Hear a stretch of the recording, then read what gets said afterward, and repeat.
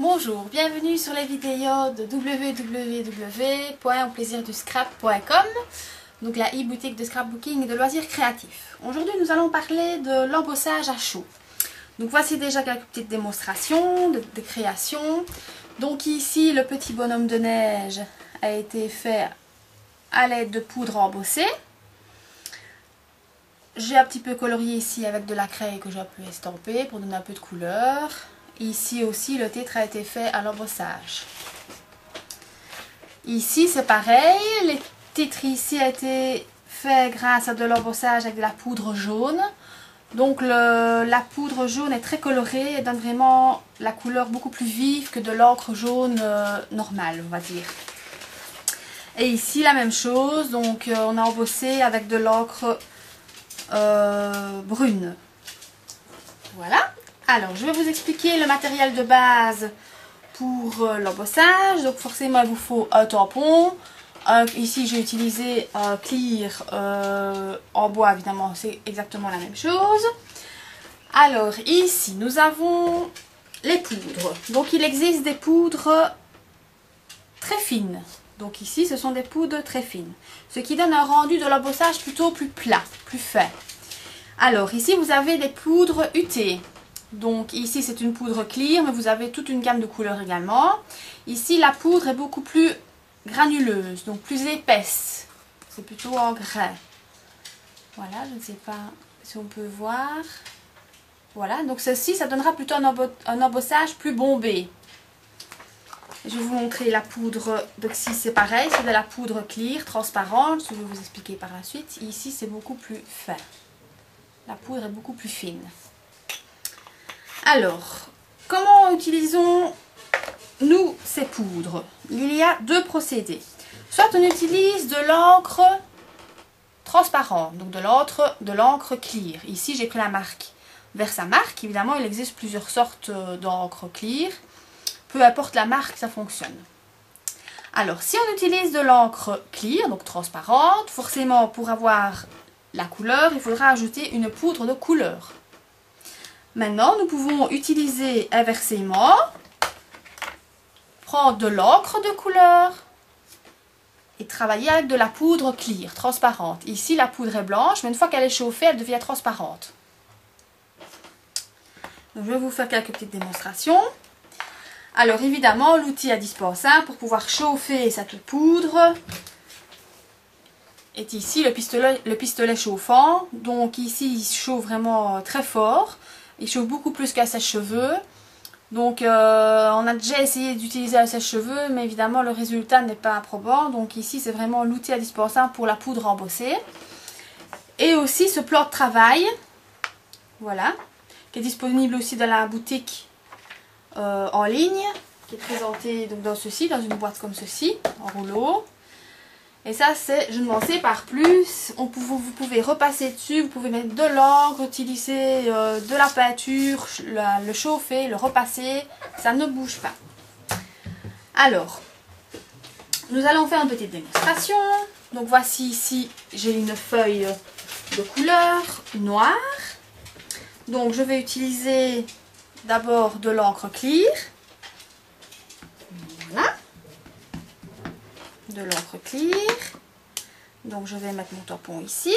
Je tamponne ma feuille. Et alors ensuite, tout simplement, je vais prendre par exemple de la poudre rose. Ici je prends de l'extra fine. On met la poudre sur votre tampon. Et ici, il faut pas frotter. Il faut juste faire passer la poudre dessus. Et tout de suite, vous voyez, la poudre adhère à l'encre. Voilà. Alors aussi, chose très importante, pour l'autre technique, quand on utilise des encres de couleur, il faut toujours prendre des encres de couleur à séchage lent. Donc comme celle-ci par exemple, ou comme celle-ci. Comment sait-on si c'est de l'encre à séchage lent ou séchage rapide? Tout simplement, chaque fois que vous avez de l'encre à séchage rapide, il est marqué ici chalk. Si c'est chaque fois marqué chalk, vous ne savez pas les utiliser avec les poudres embossées. parce que c'est une encre à séchage rapide, donc forcément la poudre ne sera pas adhérée à l'encre. Voilà. Alors, ici je peux enlever l'excédent de poudre tout simplement en tapotant. Voilà. Et puis on chauffe avec le pistolet chauffant. Vous allez vraiment voir, maintenant sur la caméra je ne sais pas si on le verra, la poudre va changer d'aspect, elle va comme fondre. Pour utiliser le pistolet chauffant, vous le mettez juste au-dessus, pas besoin de faire comme ça, vous mettez au-dessus et dès que, que vous voyez que la texture de la poudre change, vous avancez petit à petit. Voilà.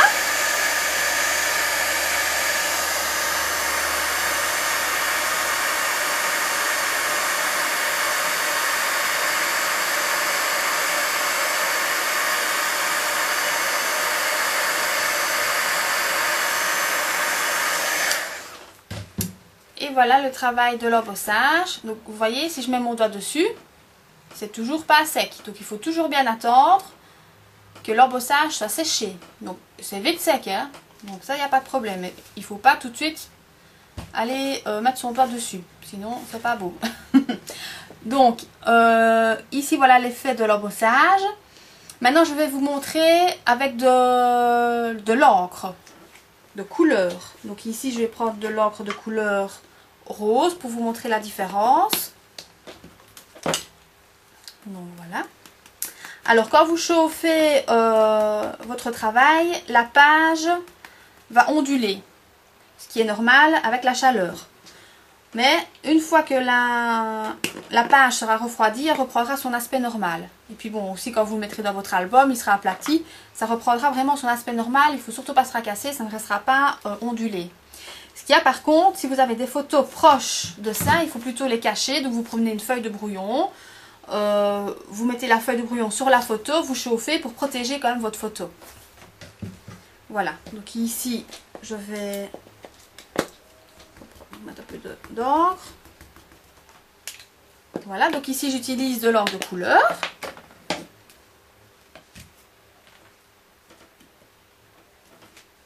Voilà. Et alors je vais mettre ma poudre blanche, mais qui est de la poudre clear, donc transparente. Une fois qu'elle va chauffer, elle deviendra transparente. Plus facile de faire avec la cuillère. Voilà. Donc ici pareil. Ne pas frotter avec les doigts. Ici on ne touche jamais avec les doigts votre travail. Ici voilà. Maintenant vous voyez c'est déjà sec. Je peux déjà toucher. C'est déjà sec, il n'y a aucun souci. Donc ça sèche quand même assez rapidement.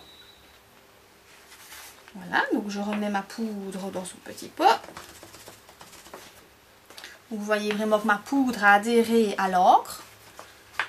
Tamponner un petit peu pour enlever l'excédent. Parfois il y a de la poudre qui reste là, donc faites un peu comme ça pour pas qu'il reste de la poudre ici, sinon vous allez la chauffer aussi. Et une fois que c'est chauffé, vous ne savez plus l'enlever.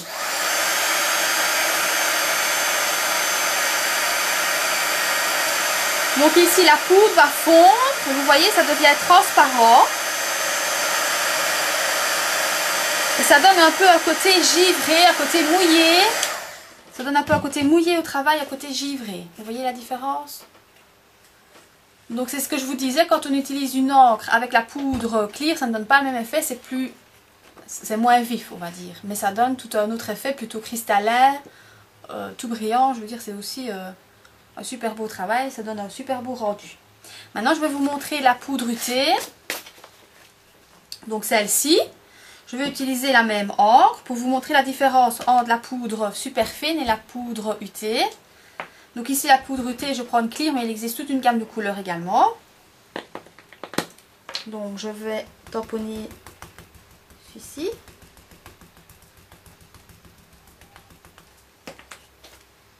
Voilà.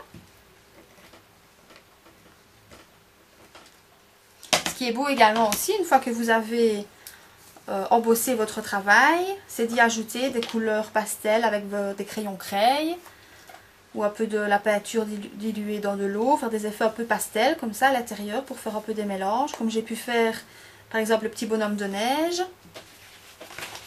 comme ici vous voyez le petit bonhomme de neige. J'ai refait un petit peu des effets dedans, ça peut être très joli aussi. Donc voilà ma poudre que je remets dedans. Vous voyez qu'elle adhère aussi parfaitement au travail. Alors, pareil, on chauffe. Et ici, vous allez vraiment voir la poudre qui fond. Je ne sais pas si j'approche plus près, si on va pouvoir voir vraiment la poudre comme si elle fondait. Et là, vous voyez que votre travail